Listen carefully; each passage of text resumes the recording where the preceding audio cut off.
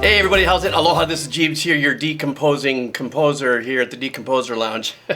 30 days and counting down is going to be this month to my anniversary of 1 year doing reactions, which is November 18th. And can't believe I've done 11 months as of today. And so what I'm gonna do now is I'm actually just cycling back through bands that have already been on my channel for the next 30 days. 30 bands, 30 acts from the channel only. I will be coming back after a short break and doing new bands and changing up a little bit of how I do what I do here, but still always going to be the guy who's going to be decomposing your favorite songs. So let's start off day 30 with MESHUGGAH, Dancers to a Discordant System. So this ought to be fun. Looking like it's kind of long too, a 9-minute song, 10-minute song, so kick back, relax, you guys know the jig, right? Doesn't monetize the channel, you want to buy me a cup of coffee, where's the link? It's down below. Check out the headsets, the link is down below. Want to check out MESHUGGAH's Spotify, the link is down below. And if you don't feel like you want to buy me a cup of coffee, you want to maybe give me a little something, but have a little fun hanging out, you can go check out my Patreon.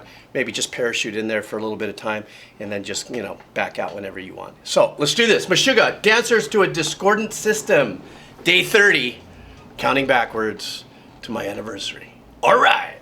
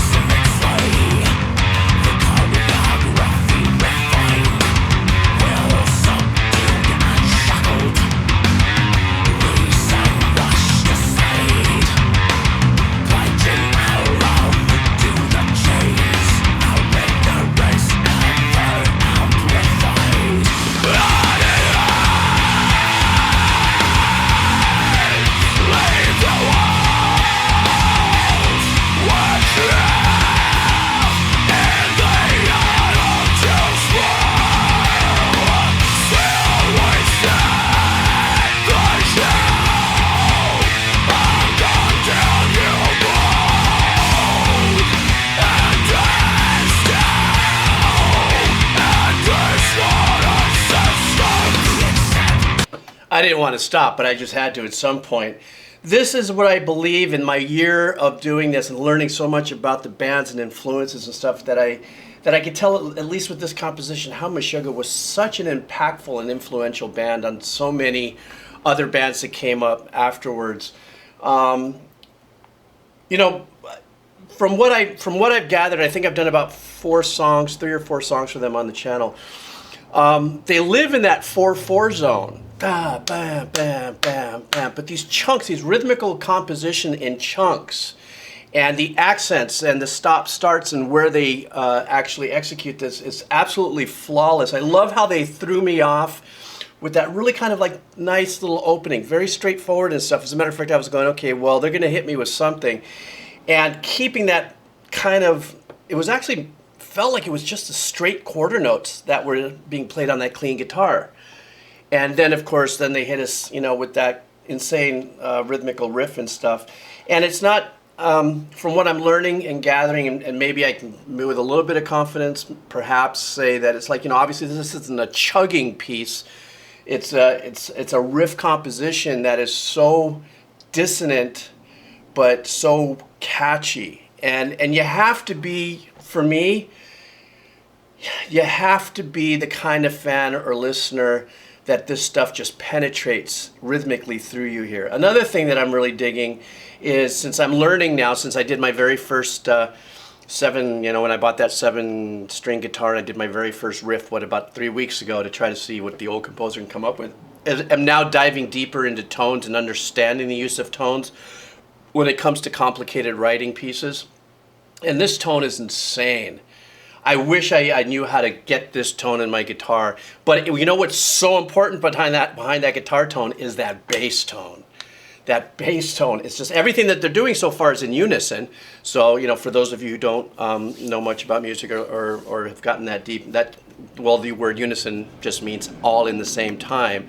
So there aren't any stray arrangements that are going on with the bass as of yet. We're only 2.5 minutes into a 9-minute track, but I am just so blown off my seat, and this is what a killer way to start my 30-day count here. So let's go back a little bit and trudge on.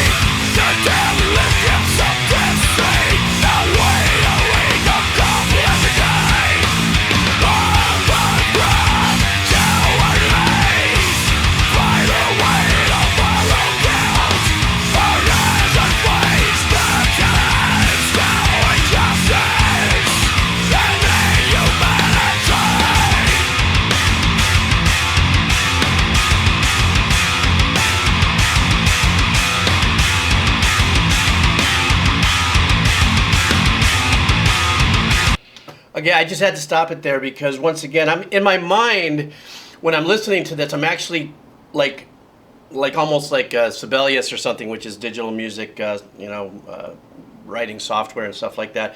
I'm visualizing the notes popping up, you know, as they're being played, and it's so complex. But where I really grasped onto it, one of the most important parts of this, well, there's two of them that really help me grasp onto what I'm in and how I'm enjoying this, is the drum work that's going on. What I love is that there's the part where the verses came in and it was tom-toms, you know, but that snare is still on 2 and 4. So the tom-toms are assisting and moving that just crazy riff composition forward. Excuse me. That is never-ending, never-ending changes that are actually. For a second, I was going, okay, I got what they're doing, I got what they're doing, and no, that's not what they're doing. And you just at a point just give up and you just go qua. And also the rhythmical performance of the singer. So I'm finding my zip line, that one thing that I hang on to, you know, as I'm like flying through this experience. I'm finding that with the drums and the performance of the vocals.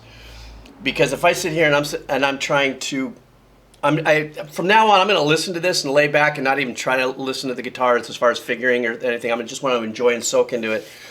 But what an exposition in rhythmic ceremonial ritual, riff composition. That's what I call it, whatever. Okay, so let me go back a little bit and let's get a big chunk of this going.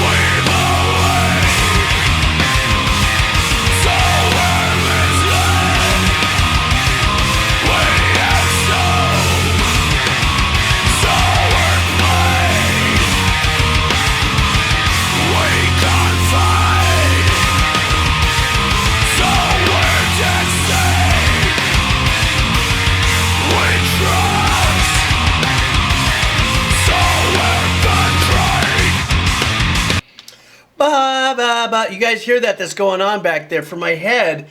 From the videos that I saw, I know how many guys are in the band and stuff, so I don't know. I'm assuming that might be just a guitar overdub. But it's relieving to hear for me that da-da-da that's going down in that background. I don't know if I can't remember now what that opening pattern was at the very beginning. There's a small chance it could be a repeat of that pattern. I'm not too sure. But it's kind of a relief to hear that a little bit. It kind of, it felt like somebody came behind me and just gave me a really quick, like, it's all right, man, you got this, okay, and it sounded really sick. I loved how they put that in and they did it once before earlier, but I didn't mention it because I didn't know what to make of it, but what a unique little touch, man. It's just a little bit of that kind of, well, it's actually quarter notes that are being held out and stuff, and it's so uncharacteristic in this kind of composition. From them that I've heard that they break away with those long notes and stuff like that, and it's very subtle, but it sure hell makes a difference. All right, let me go back a bit here.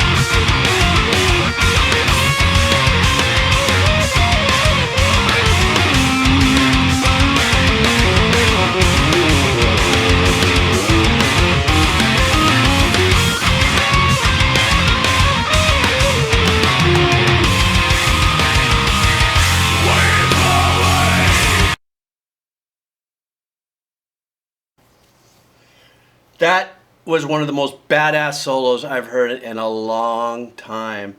And first of all, the tone of the guitar and whatever that's all about, at first I had to say, wait a minute.